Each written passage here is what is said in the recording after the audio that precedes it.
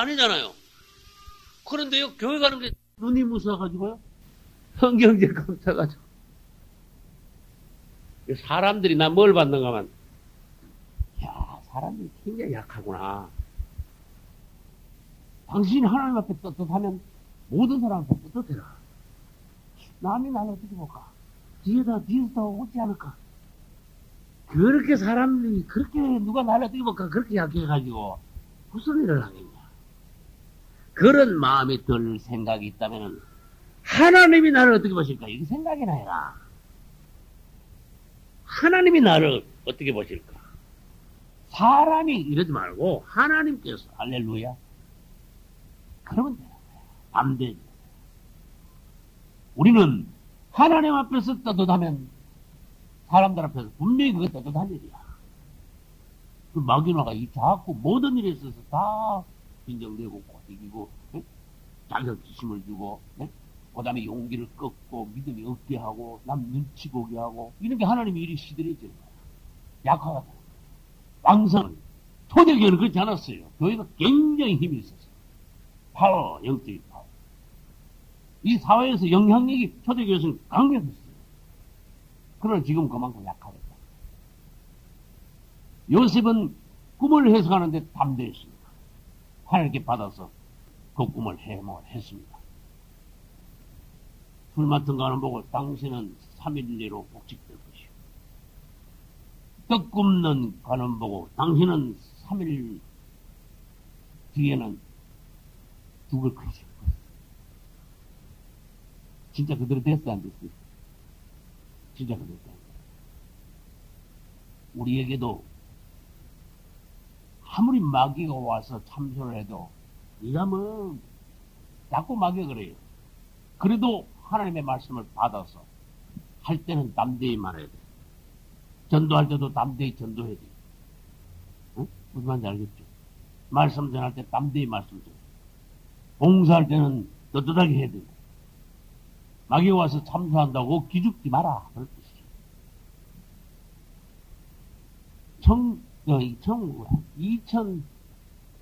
2004년 10월에요. 서울 중곡동 가서 집회를 했어. 근데 내가 모르는 게 어느 전도사님 통해서 이제 요청이 와서 우리 역시 그때도 우리 사모님하고 우리 이제 차 타고 중곡동을 서울 중곡동을 찾아간 거야. 근데 일이 벌어졌어. 내가 이름 없는 목사에다가 시골 목사에다가 얼굴도 그때 지금보다 또 더 말랐다. 4년 전 얼굴도 바짝 말라 초라한 데다가 거기다가 또 차도 담았어. 아주 중고 고물을 또 타고 올라갔네. 되게 뭐 하나도 뭐 어디 맞는 게 없어. 서울 사람들 앞에. 시골 목사의 이름도 없고, 얼굴도 그렇게 생겼고, 차도 그냥 담아서 중고 탈탈 그런 걸 타고 올라갔으니까. 그래서 이제 올라가서 어디입니까? 위치가 어디죠? 어디서 왔는데 그렇게 교인들 와서 교회 앞에서 기다린 거야. 근데 차가 들어가는데 볼 게 웬걸 뭐가 담아서가 고문이 하나 들어오거든. 사람들이 있었다가 아니 내렸는데 볼 게 웬걸 뭐 목사도 그냥 바짝 말라 목사가 하나 그냥 깨져버리 그냥 목사가 하나 오거든. 아 그때 내 사람들 표정을 내가 잊을 수가 없어. 이번 부흥에 들렀구나. 사람들 표정이 다 그래. 아이고 이번 부흥에는 그냥 말하자면 버렸구나 텄구나. 배우산도 말로 텄다 그래. 에이, 이번 부흥에는 아무튼 잘래 얼굴이 그냥 나도 눈치 갔잖아. 아 근데 또 부흥 강사 왔으니까 뭐 저녁 먹자 그럴 거 아니에요, 그죠? 저녁 먹으러 갔는데 참 말도 없어. 아이고 그 얼굴 지금도 나 생각난다. 그냥 하나도 말도 없어 그냥 앉아 있는 거야. 마귀가 찾아왔어. 아, 예. 보라, 이 봐라. 시골 네가 이런 놈들 목사가 이 서울까지 어디 서울이 어딘데 네가 이름이나 있으면 사람들이 와가지고 뭔가 야, 이번 부흥에는 이번에 죽은 거야. 마귀가 와서 아, 참, 근데, 주님 앞에서 감사한 건 뭐냐? 제가요, 이렇게 집회하러 가서 딱 섰을 때, 하나님이 나를 도와주셨기 때문에, 나는 지금까지 내 체험은 그래. 내가 그, 마귀한테 놀러가니 난 집회 나가 준역 던 적은 없었어. 준역은 한 번도 안 했어. 여기 내가 갑니다. 그날 저녁부터 딱 서가지고, 담대하게 내가 설교를 하기 시작하는데, 내가 안에 조금 그게 있었어. 당신들 나무셨지. 내가 본데 보여줄게. 그것도 조금 내 들어있었을지도 몰라. 그거 하나님 아실 거야. 그래 내가 더 강하고 더 담대하게. 요셉이 그냥 강하게 꿈을 해먹었을 거야. 강하게 담대하게 내가 말했잖아. 그래 막 가끔 가다가 왜 성경에는 막 말씀 듣다 보면 막 내리치는 데도 있잖아. 응? 망치로 내리칠 거면 오한마로 내리치듯이 막 빵빵하게 막 더 강하게 막 내리치고 막 세게 했어. 5일을 해서 5일. 월화수목금. 근데 하루하루 내가 앞에서 보니까 하루하루 달라지기 시작해. 표정이. 처음에는 막 찝찝하게 가지고 앉아있던 사람들이 나중에는 막 슬슬 고개 올라오고 막 와인걸 얼굴이 막 비기 시작하고 막 아유 달라져. 나중에 얼굴이 막 벌게지고 막 아주 막 꽃이 피는 것 같아. 그래서 아무튼 잘 맞췄어. 내가 생각해도 성공했어. 그 테이프가 집에 있거든. 그런데 어느 날 일이 벌어졌어. 목사님, 사모님 죄송해요. 네가 죄송해. 그러면서 그 중에 솔직한 분들이 뭐라고 하면 저희가 목사님을 너무 후대접했습니다. 또 남자 집사님, 안수희 집사님 한 분은 차마 그때 말 못하고 우리가 집에 이렇게 검사를 딱 마치고 도착하니까 전화가 왔어. 목사님 회개합니다. 시골에서 목사님이 오신다길래 서울에 전 목사님들 기라성같이 얼마나 많은데 하필 부흥강사가 없어가지고 거기 이름도 없는 거 뭘 들으려고 그러는가. 처음부터 그랬어요. 회개합니다. 이번에 은혜 많이 받았습니다. 용서해 주세요. 그래서 다 하나님의 은혜입니다. 이것도 우리 첫 번째 은혜니까 주님께 감사합시다. 할렐루야. 근데 그 교회가 내가 보기에 재정이 아주 넉넉한 교회는 아니더라고. 중간에 내가 설교를 하루 이틀 3일 하는데 누가 은혜를 벌써 많이 받은 분이 있어. 무명으로 누가 특별 헌금을 딱 내놓는데 봉투를 내가 보고 놀랬어. 목사님 사례비 헌금. 부흥의 사례비 헌금. 그래서 이제 구명을 해야 되잖아요. 근데 굉장히 많이 넣었어. 내가 보기에만 한 30만 원 넣은 거야. 목사님 사례비요. 근데 희한하죠.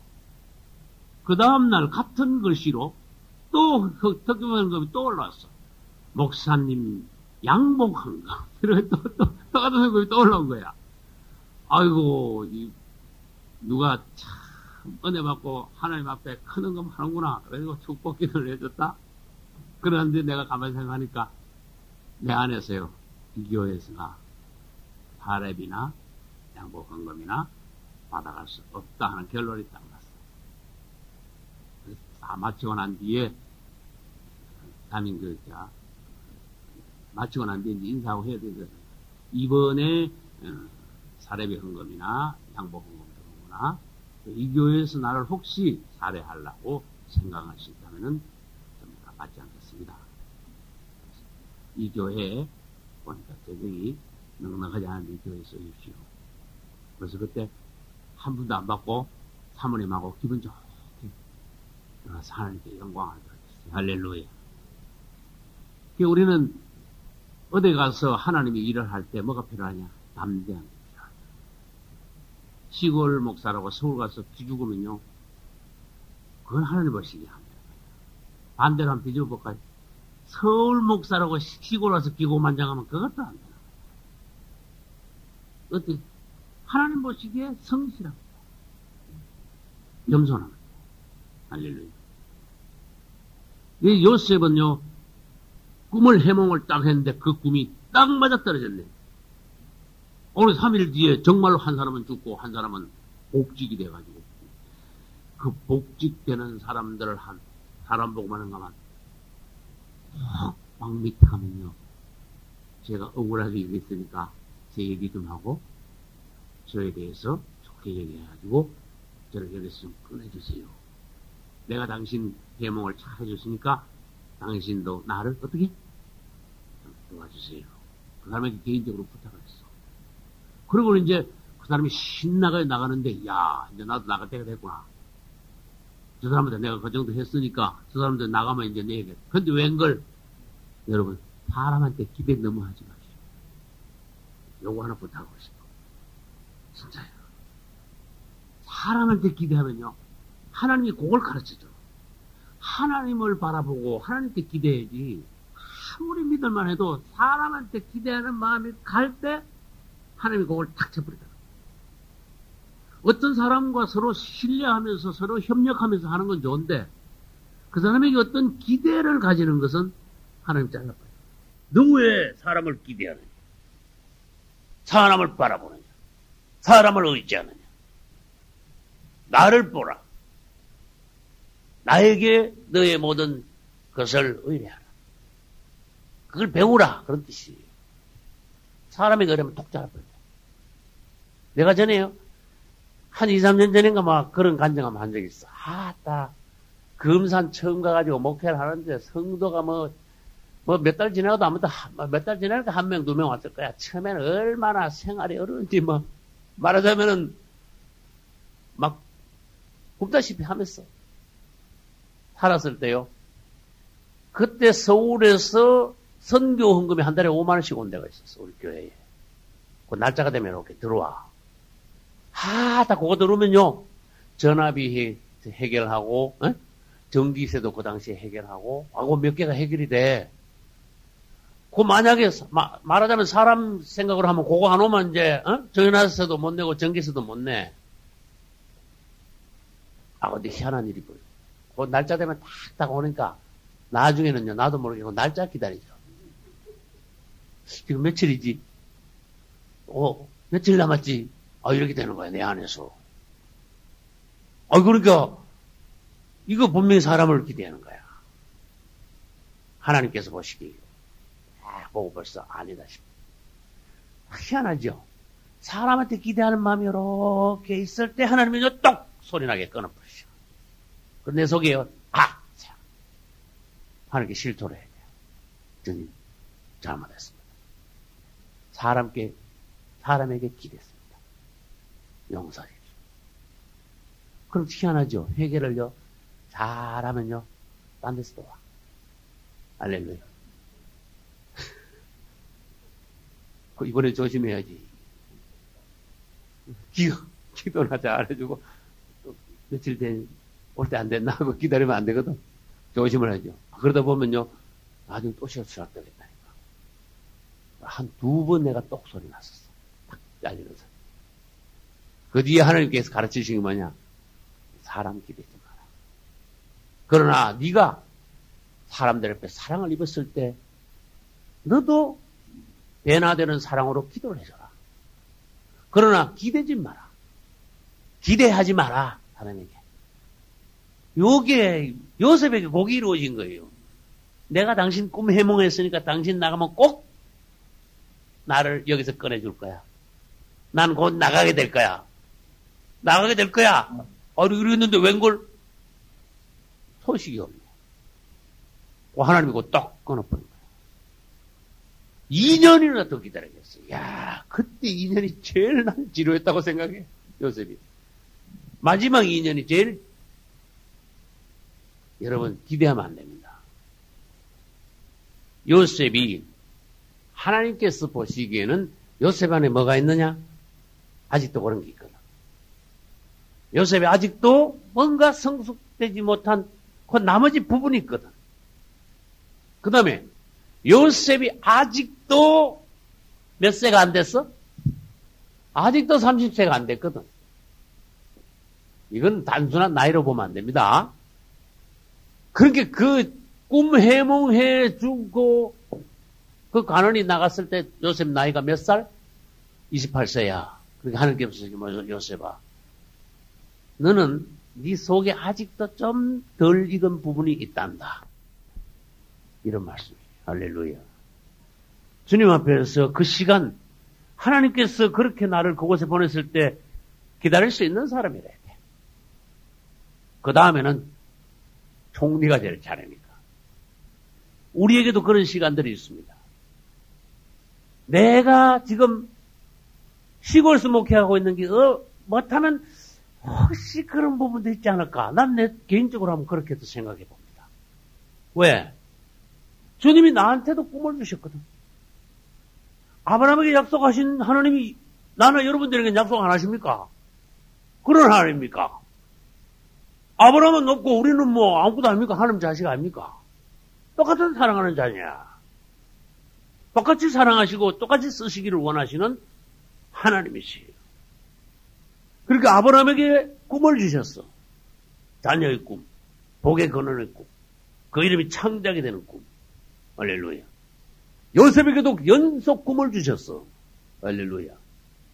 근데 그 꿈이 이루어지기까지의 과정들은 단순하지 않더라. 여러분에게도 그렇고 나에게도 그렇고.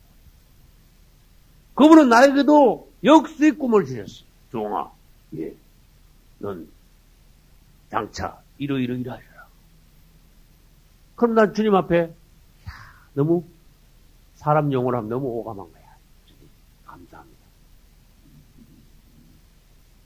전에도 제가 소개를 했습니다만 주님이요 7, 8년 전인가 난 확실히 계산도 안 돼. 10년에서 하면 7, 8년 그 사이야. 종아, 너는 쇠가 되어 나르리라. 할렐루야. 미국도 가리라. 유럽도 가리라. 너는 매일 저녁 부흥회할 날도 올 것이다. 너 지금 조금 시골에서 목회하다가 좀 한 가지. 너 되게 바쁜 날 온다. 정신이 번쩍 든 사람. 너 되게 바쁜 날 올 거다. 그래서 내가 농담으로 해서 여러분 나 잘못하면 만나기 힘들 때 옵니다. 내가 그랬어. 농담으로. 그러면서 주님이 부탁을 하시더라고. 용아, 말씀 준비 많이 해놔라. 감사하죠. 나는요, 종으로서 조심해야 된다는 게 뭐냐. 이렇게, 우리 교회에서만 설교하는 게 아니고, 이렇게, 바깥에서 설교하는 경우가 많잖아요? 그런 종들이 주의해야 될 것이 뭐냐. 같은 설교를 무의미하게 반복하지 말라는 거야. 네가 녹음기냐, 앵무새냐. 응?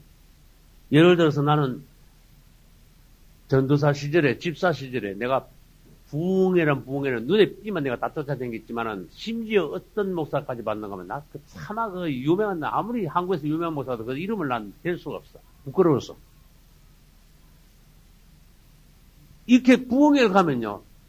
1년에 100군데 간다고 자랑을 해도 100군데를 따라가 봐도 똑같은 설교를 하는 거야.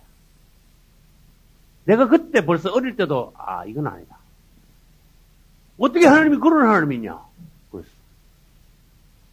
그래 놓고는요. 부흥회를 하고는 테이프를 자기 설교한 테이프를 사라고 강요하는데 진짜 사가지고 내가 한번 들어봤어. 근데 희한한 걸 발견했어. 요렇게 나가다가 에헴 하는 것까지 똑같더라고. 딱 얼마나 아주 똑같아. 똑같은 거를 계속 1년에 100군데씩, 100몇십 군데씩 반복하고 다니는 거야. 내가 그때 각오를 했어. 주님, 내가 종이 된다면 꼭 필요한 경우 아니면은 같은 설교를 반복하지 않게 하소서. 왜? 주님도 그렇게 하십니까? 여기 가서 설교하고 있고 저기 가서 말씀 전하시면 똑같은 말씀을 반복해서 계속 하실 주님입니까? 베드로가 그렇습니까? 바울이 그렇습니까? 그럴 수는 없잖아요. 왜? 환경이 다릅니다. 믿음들이 다릅니다. 맞죠? 시간이 다르고 세월이 다릅니다. 다 다른 거야. 가는 데마다. 그러면 예를 들어서 성막론을 한다고 합시다.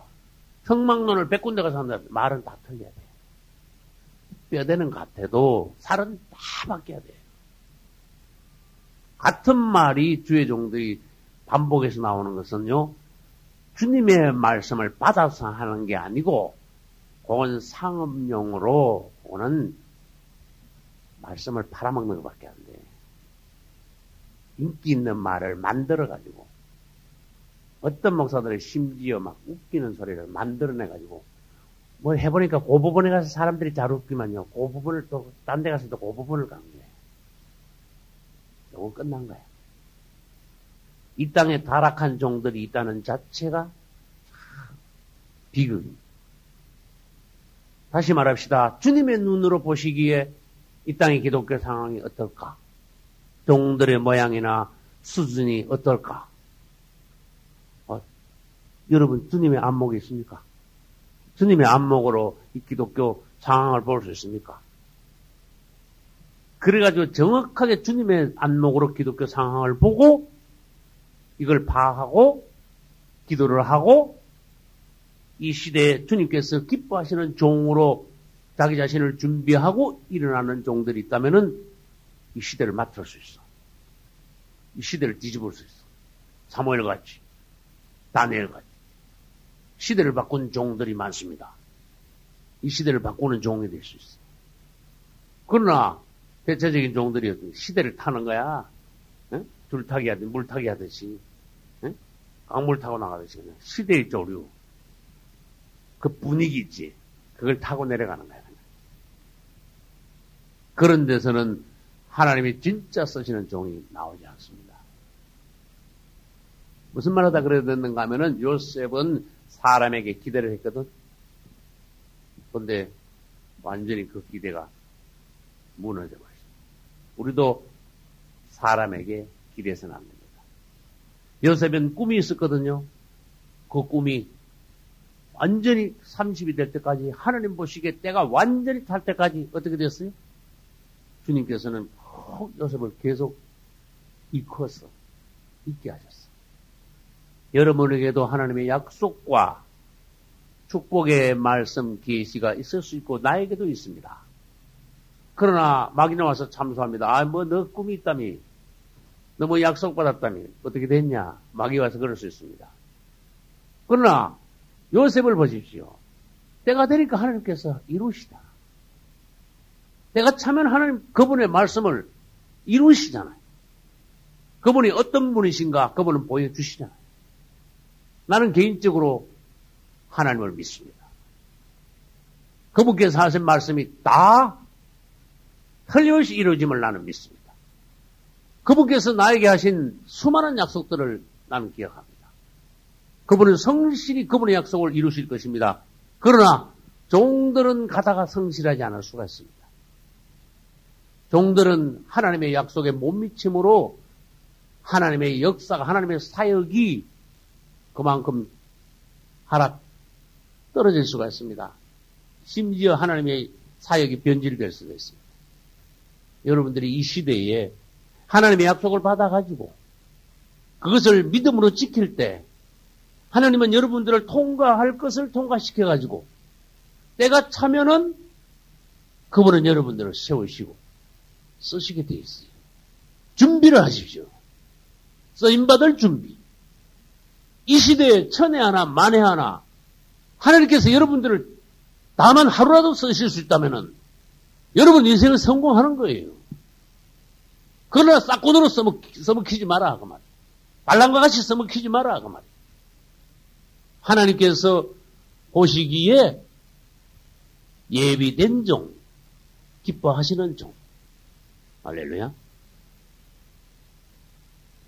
요셉이 범죄하지 않고 그 많은 시간을 인내로서 평강 가운데 통과할 수 있었던 비결은 성경에서 말해놨어요. 하나님 앞에 있었기 때문에. 할렐루야. 하나님께서 함께 하셨고 하나님께서 그렇게 하셨다고 또 인정하셨고 이걸 다른 말로 표현하면 요셉은 하나님의 임재 앞에 다른 말로 하나님 앞에 항상 있었기 때문에 성공할 수 있었다. 이길 수 있었다. 할렐루야. 여러분이 하나님 앞에 있다면은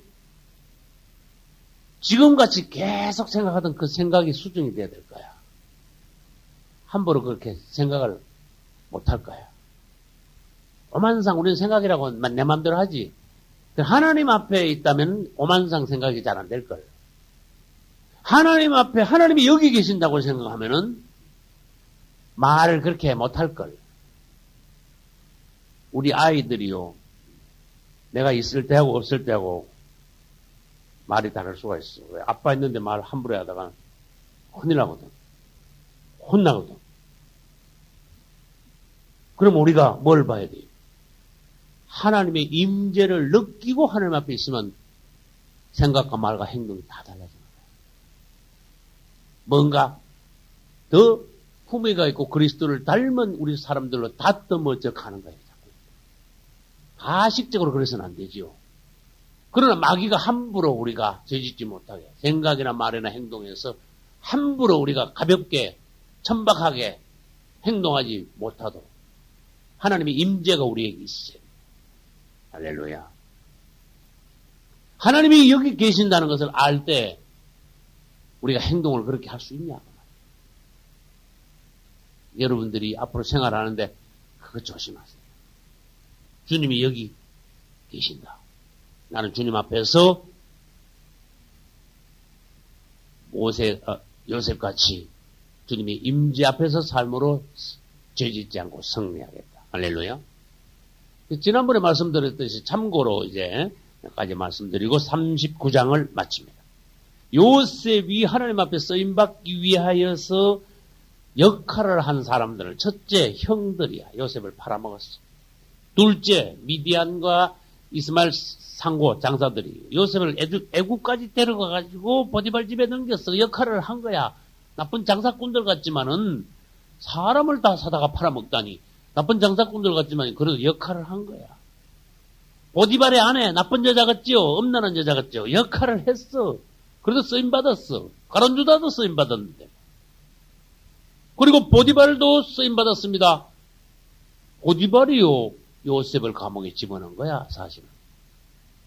그리고 술 맡은 관원이 역할을 또 했습니다. 큰 역할을 했죠. 바로에게 요셉을 소개했습니다. 이런 식으로요 종들이 하나 이렇게 하나님 앞에서 크기 위하여는 주위에 많은 사람들의 기도와 봉사와 협력과 섬김이 필요해요. 그리고 여기 이제 한 종이 나는데 여러 사람들의 기도와 봉사와 협력이 필요하다고 합시다. 그러면 이 한 사람만 크냐? 그게 아니야. 이 한 사람이 크면 또 다른 사람들을 위해서 이 한 사람이 또 기도하고 섬기고 협력하고 또 그렇게 되는 거야, 서로가. 또 이 사람이 또 크면 어때요? 또 다른 사람을 위해서 또 섬기고 봉사하고. 그러므로 이게 전체적으로 볼 때는 뭡니까? 그리스도 안에서는 모든 그리스도인들이 서로 협력하면서 서로 섬기면서 서로 상대방을 만들어내는 거야. 주 앞에서. 할렐루야. 아내는 남편을 만들어내줘야 되고 남편은 아내를 사랑함으로 만들어내줘야 되고. 할렐루야. 또 목회자들은 성도들을 먹이고 키워내줘야 되고 성도들은 주의 종을 위하여 기도함으로써 주의 종이 설 수 있게 해야 돼요. 할렐루야. 그러면요, 모세 한번 볼까요? 모세 한 사람이 크는데 모세 어머니가 특별히 역할을 했지요. 모세 누나 미리암 있죠. 미리암이 역할을 잘했습니다. 미리암이 난 이렇게 성경을 보면 이야, 그 똑똑하다. 이렇게 숨어 있다가 공주가 탁 건지니까 쫙 차갔어. 공주님, 애기 전미기 안 되겠습니까? 제가 저 잘난 아줌마를 소개할게요. 공주가 자기는 처녀니까 저지 않으니까 그래 빨리 데려오너라. 차가지고 친한 말대로 하잖아. 성경 기가 막힌 대목이 많아. 근데 저는 설교할 때요. 자기 자식에게 자기 전 미기고 돈 받는 사람 나 처음 봤다 그랬어. 모세 엄마 그랬다. 그냥 모세 닦을 때까지 몇 년 동안요 자기 자식 군인들이 와서 막 다 지켜줘. 자기 자식 자기 품에서 미기면 월급 탁탁 줘. 다른 사람이 내 자식 전미기인데 월급을 주. 그 미리암이 역할을 한 거야. 하나님 역사는요 기가 막힌 역사가 세상에 많다니까. 바로가 웬걸, 아들 나면 다 죽이라 그랬더니 웬걸 죽이기는 뭘 죽여? 군대 보내가지고요, 모세를 도로 보호했습니다. 왕궁 안에다 데려다가 40년 동안 웬걸 왕자님 하면서 도로 보호하면서 다 좋은 거 다 가르치면서 키웠습니다. 하나님의 역사는 이렇다는 거예요. 놀랍지요? 그 다음에 누가 역사했어요? 공주가 모세 40세 때까지 어머니 역할을 했어. 키운 거예요. 그 다음에 모세가 이 사람들 아니면 죽을 뻔했어. 산파들. 맞죠? 산파가 다 보고 주면인데 죽이라 그랬거든. 근데 살렸어, 산파가. 할렐루야. 산파가 되고 하나님께 복을 받은 거야. 또 누가 있어요? 모세 부인이 있잖아. 하나님 앞에 모세가 한 번은 죽을 뻔했습니다. 맞죠? 근데 모세 부인이요, 살린 거야. 아예 피난표입니다 하면서. 근데 그 부분은 이제 좀 어려운 부분이니까 여러분들이 모세가 부름받아가지고 이제 응해서 애굽으로 가는 길에 주님께서 나타나셔가지고 애굽에 가서 백성들 살리라고 보내가지고 결국 할 수 없이 예하고 가는데 죽이려고 그랬으니까 무슨 일이 이런 일이 있는가 하십시오. 근데 모세가 그때 할례를 받은 거야. 하나님이 일을 하기는 하되 절차가 있어야 돼요. 잔치를 베풀으니까 오라니까 아무도 안 왔죠. 나도 못 갔지. 다른 사람들 전부 다 데려오느라. 데려왔으면 먹으라 그러면 될 텐데. 주인이 희한하죠. 잔치를 베풀어가지고 초청한 사람 아무도 안 오니까 그러면 저 가가지고 아무나 다 데려와. 빨리 재료는 거 빨리 먹게 해. 그래 종들이 가지 막 부지런히 막 데려왔네. 그럼 데려왔으면 왔으니까 채려놓은 거 잘 먹으라면 돼. 그 중에 또 주인이 말하는데 너는 왜 예복을 안 입고 왔어? 저는 묵고 바깥에 집 던져 그래 버렸어. 백지 길 가다가 어떤 사람요. 여기 와서 식사하라고 그러다가 또 갔다가 백지 웬걸 묵고 집 던져 버렸다. 그 사람 뭐라 하겠어요? 아유 내가 누가 오자 그랬냐? 백지 지나가는데 오라고 밥 먹으라더니 웬걸 더 갔더니 묵고 다 집 던졌어. 희한한 일이죠. 그러나 그게 다 안에 그런 영적인 뜻이 있습니다. 우리가 하나님 앞에 이스라엘이 유대인들이 그리스도를 거역함으로써 유대인들에게 갔던 하나님의 축복이 구원의 역사가 어디로 넘어왔어요? 이방인들인 우리에게 넘어갔지요. 그 잔치를 초청해놓고 유대인들이 거절하니까 아유 우리가 갑자기 어떻게 됐어? 복 받았죠. 우리 먹으려고 잔치 벌려놓은 건 사실은 아니었거든. 근데 우리가 그건 얼떨결에 왔어. 그러나 오기는 오되 감사함으로 믿음으로 뭔가 갖춰라. 아무리 공짜라고 해서 막 돌아가지고 그 잔치를 막 먹으려 하지 마라.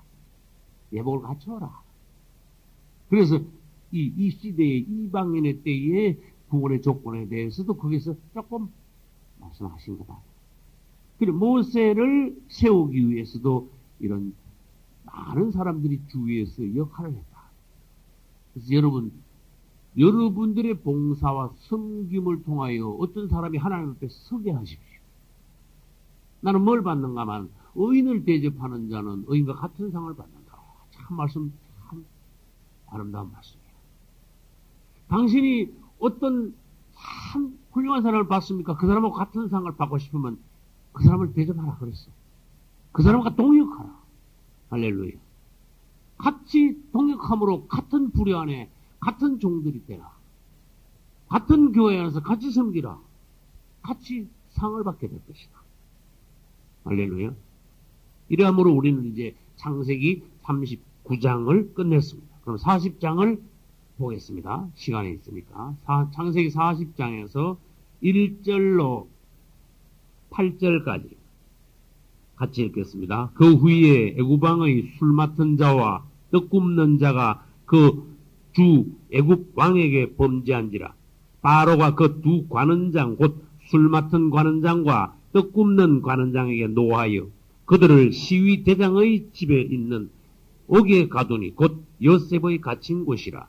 시위 대장이 요셉으로 그들에게 수종하게 하며 요셉이 그들을 섬겼더라. 그들이 갇힌 지 수일이라. 옥에 갇힌 애굽 왕의 술 맡은 자와 떡 굽는 자 두 사람이 하룻밤에 꿈을 꾸니 각기 몽조가 다르더라. 아침에 요셉이 들어가 보니 그들에게 근심 빛이 있는지라. 요셉이 그 주인의 집에 자기와 함께 갇힌 바로의 관원장에게 묻되 당신들이 오늘 어찌하여 근심 빛이 있나이까? 그들이 그에게 이르되 우리가 꿈을 꾸었으나 이를 해석할 자가 없도다. 요셉이 그들에게 이르되 해석은 하나님께 있지 아니하니까 청컨대 내게 고하소서. 아멘. 이제 쭉 제가 말씀드린 것이 여기 이제 40장 서두의 일부가 있습니다. 결국은 이제 40장은 제목을 정한다면 요셉이 두 관원장의 꿈을 해석하. 이렇게 돼요. 40장은 41장에 가면은 또 꿈을 해석한다 그랬죠. 41장에 누구 꿈을 해석하죠? 바로 왕의 꿈을 해석하고. 그러니까 너부갓네살 왕이 다니엘서 2장의 꿈이나 그 다음에 여기 41장, 창세기 41장에서 바로 왕이 꾼 꿈이나 하나님이 주셨어. 성경 읽어보면요. 확실히 하나님이 주신 거예요.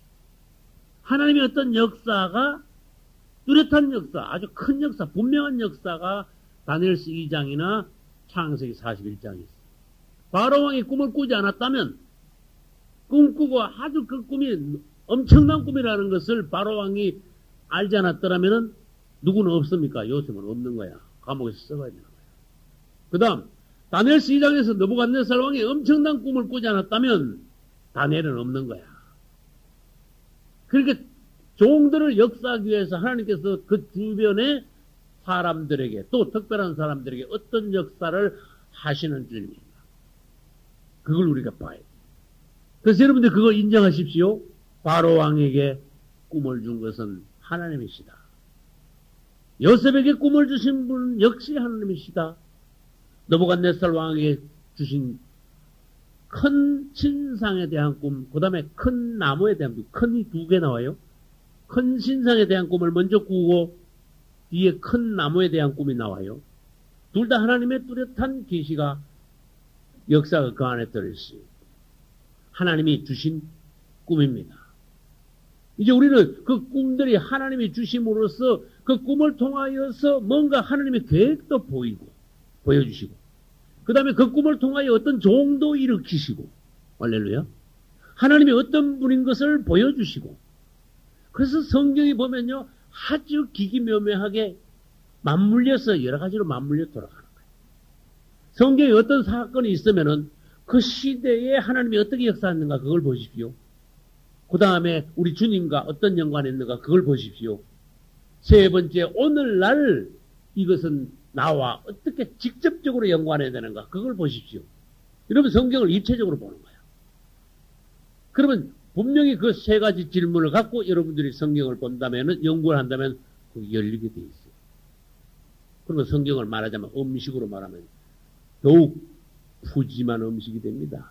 할렐루야.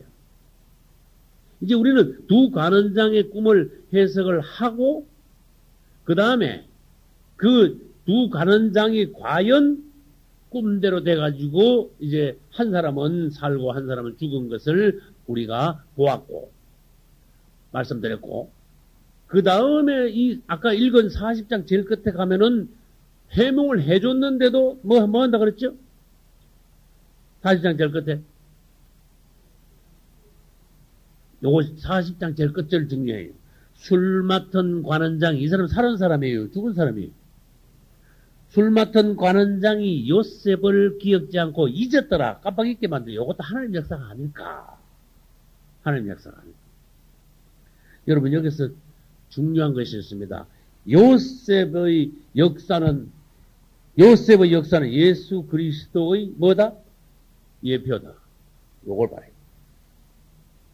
요셉은 자기 아버지 야곱 때문에 영적으로는 분량으로는 훨씬 못합니다. 그러나 뭐는 하나 더 낫다 그랬어요? 아버지보다?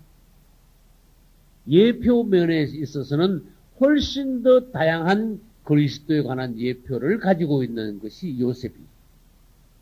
야곱에게서는 그리스도 예표를 많이 찾을 수가 없어요. 거의. 요셉은요, 꿈쩍하면 전부 다 그리스도 예표야. 놀랍지요.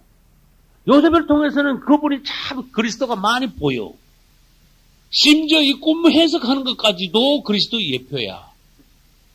요런 알아내면 성경 잘 보시는 거예요. 요셉이 딱 있는데 두 가는장이 있었어요. 둘 중에 결국은 한 사람은 어떻게 되고 한 사람은 어떻게 됐다? 한 사람은 죽고 한 사람은 살았다. 뭐 생각나는 거 없어요? 그거야. 이런 걸 볼 수 있어요. 그래서 예수님 십자가에 달리셨을 때 오른쪽 강도, 왼쪽 강도예요. 잘못해가지고 아무튼 강도가 매달렸죠. 이 두 관원도 잘못해가지고 감옥에 들어온 거야. 근데 예수님이 오른쪽 강도 보고 너는 오늘 나와 함께 나가내서 너는 살 것이다. 근데 왼쪽 강도는 말할 것도 없어. 막 주님을요. 막 비방을 한 거야. 그래서 주님께서 보시기에는 말을 안 하셔도요. 떡 굽는 가난장에게 요셉이 해석한 것 같은 그런 해석의 마음이 주님에게서 나오시지 않았나.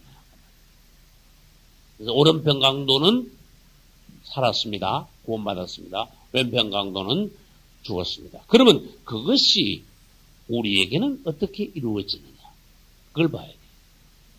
그 술 맡은 가난장이 살았으면서도 말하자면은 요셉을 잃어버리고 배반한 거야. 그 기분이 좋아요. 나갈 때 아따 이제 나는 이제 왕 밑에 가니까 넌 나한테 너가 아무 상관없게 그런 소리 하지 마. 그렇게 나가지는 않았어요.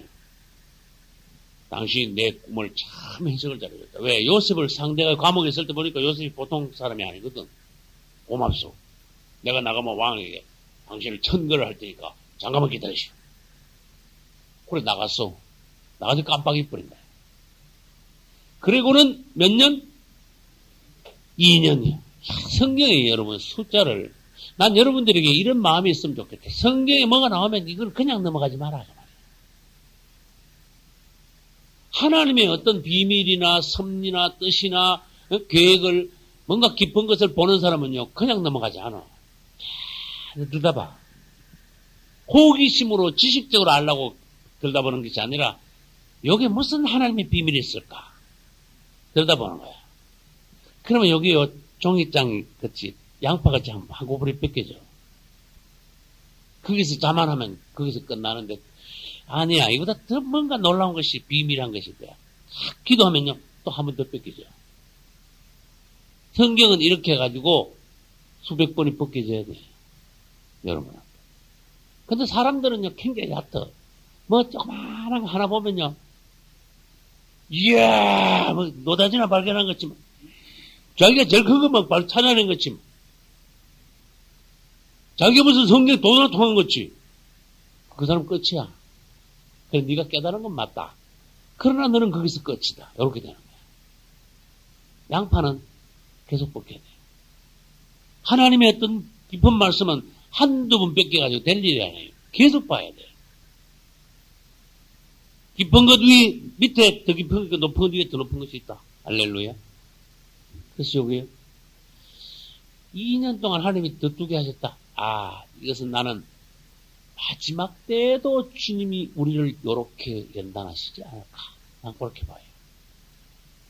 그럼 봐요. 요셉이요. 감옥에 들어갔어요. 우리도 이 세상에서 지금 현재 이 세상에서 우리도 이 세상을 통과하는데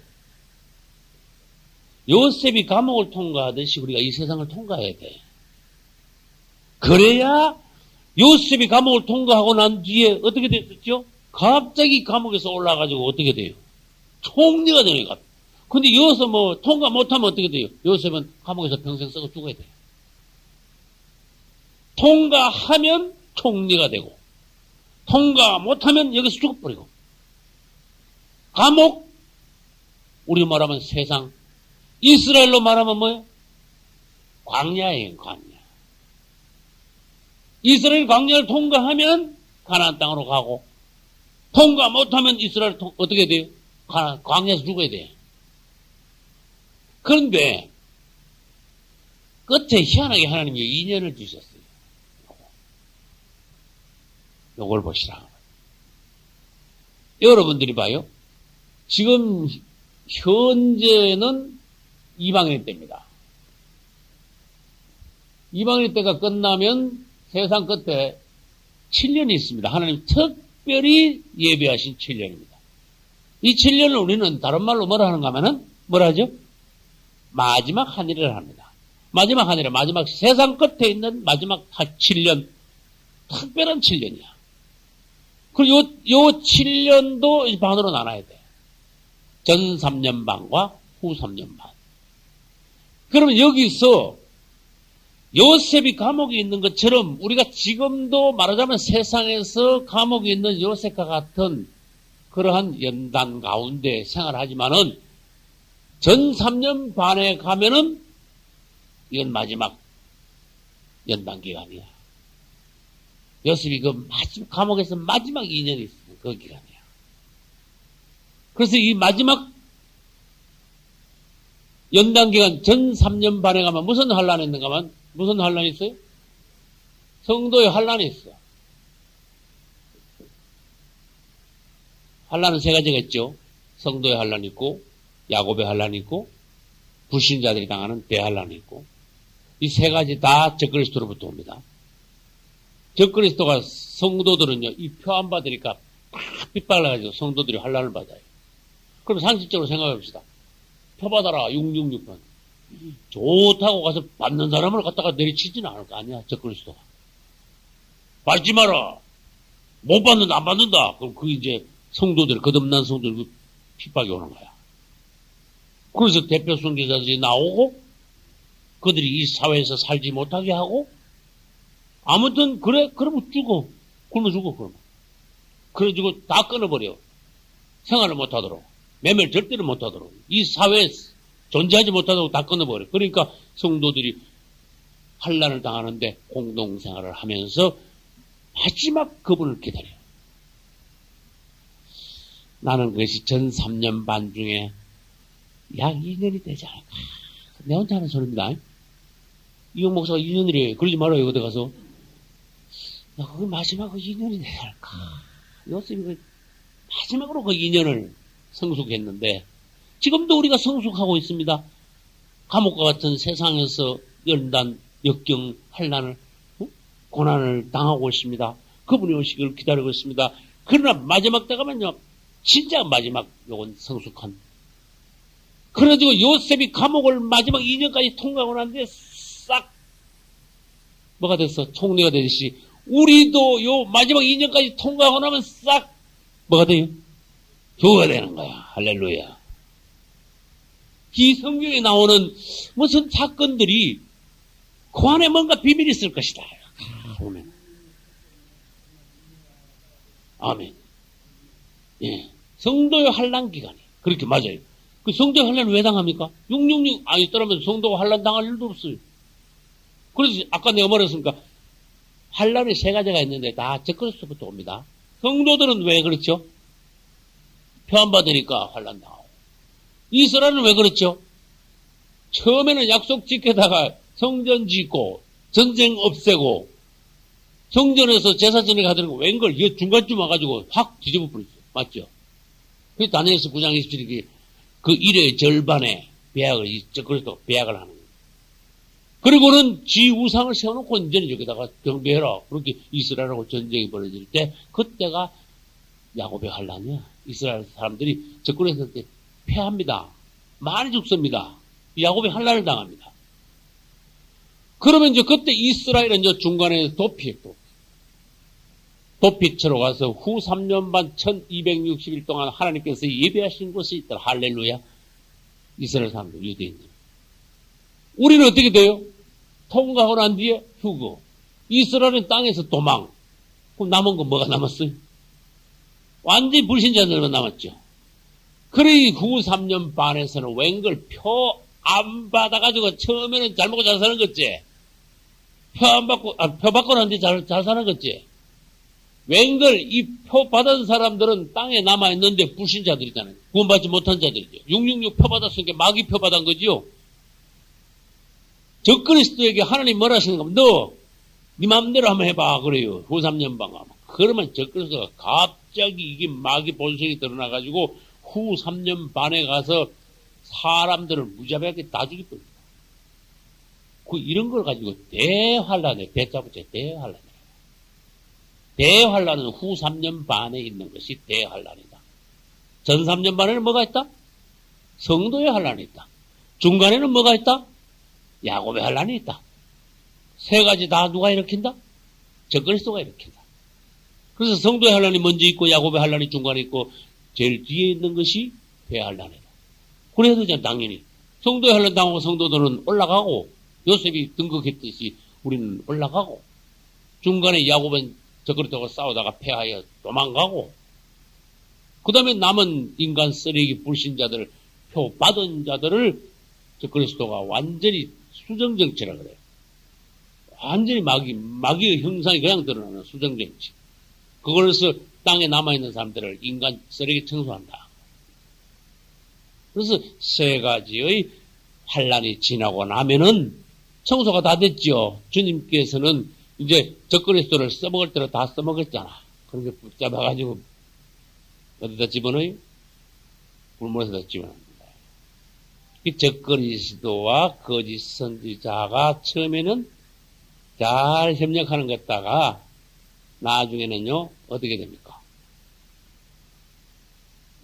로마 캐토릭을 이 적그리스도가요 완전히 폐길쳐가지고 계시록 18장 가면 불로 다 태우고 살을 다 먹고 완전히 없애버리고 그래가지고 적그리스도를 통해서 주님이요 타락한 종교, 캐토릭을 중심으로 한 타락한 종교를 철저하게 심판하시는 장면이 나와요. 아무튼 적그리스도를 통하여 심판할 것, 처리할 걸 처리하고 그 다음에 다 써먹고 난 뒤에 적그리스도 그리스도 선지를 잡아가지고 불못에다 집어넣으니까 이 땅의 정리가 다 끝나버려요. 그러는데 이 땅이 어떻게 됐습니까? 얼마나 이 땅이 난장판이겠어. 그분은요 천사들을 먼저 내려보내가지고 천사들을 통해서 이 땅을 싹 정리를 합니다. 리모델링 해뿐입니다. 할렐루야. 그 장면을 한번 생각해 보십시오. 휴거되어 그분과 공중 혼인잔치를 마치고 땅에 내려올 때 그때 땅이 험하겠느냐? 에덴 동산 같겠냐? 한번 생각해 봐요. 천국 같겠냐? 지옥 같겠냐? 땅이. 대환란 뒤에니까 땅이 엉망이겠네요. 그러면 틀렸어. 정리를 싹 하신 거예요. 따라서 신혼여행을요, 지옥 같은 데로 신혼여행을 주님이 신부들을 데리고 오실 리가 없어요. 이 땅은 신혼여행지입니다. 왜? 공중에서 혼인잔치 했으니까. 신혼여행하고 정말 돈이 없으면은 시집으로 바로 돌아갈 수도 있지. 그러나 앵간하면은 1박 2일이라도 신혼여행 갔다 오는 거야.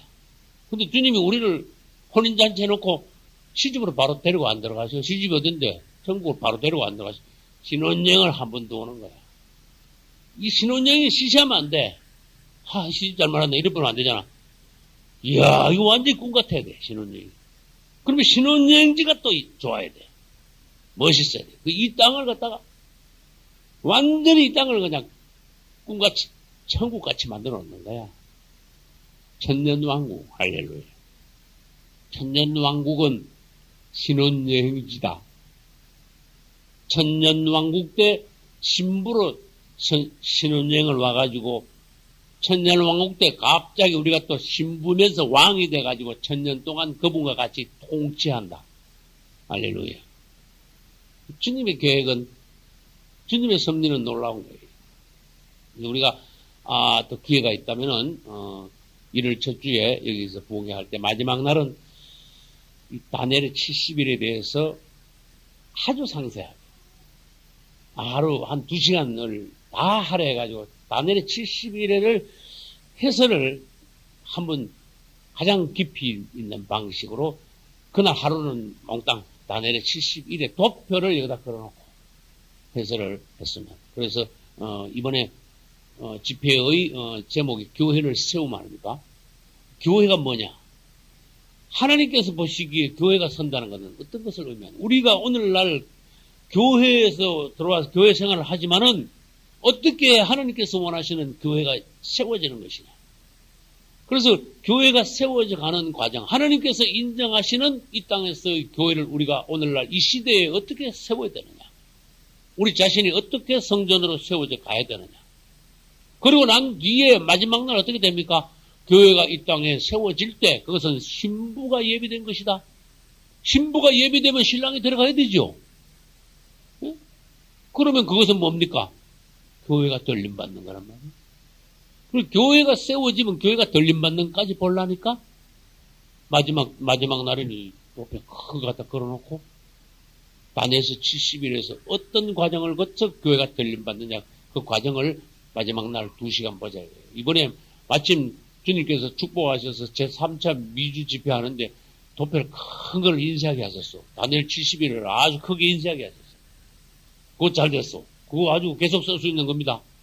계속 그냥 쓸 수 있는 거도 여기다가 딱 걸라는데 저거 괜찮은데 이 자리 이거 딱 내려가지고 여기다가 걸면 그래도 한데 네, 그거 잘 돼.